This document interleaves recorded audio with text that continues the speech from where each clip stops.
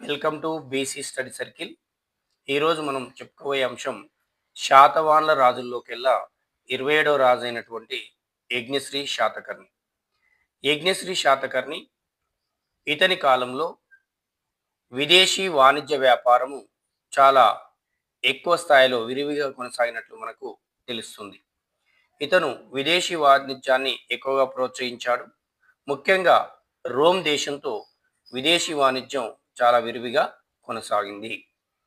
ఇతను శాతవాహన రాజులందరిలోకెల్లా ఎక్కువగా నాణాలు ముద్రించినటువంటి చక్రవర్తిగా ఇతను పేరుగలదు.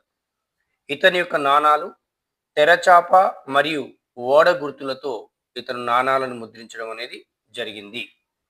ఇతనికి సమకాలికుడైనటువంటి బౌద్ధ మతాచార్యుడు ఆచార్య నాగార్జునుడు. ఆచార్య నాగార్జున యొక్క కోరిక మేరకు యజ్ఞశ్రీ శాతకర్ణి నాగార్జున కొండ వద్ద పారావతి మందిరాన్ని నిర్మించడం అనేది జరిగింది. ఇతను నిర్మించిన ఈ పారావతి మందిరం 1500 గదులతో 5 అంతస్తులలో ఇది ఏర్పాటు చేయబడింది.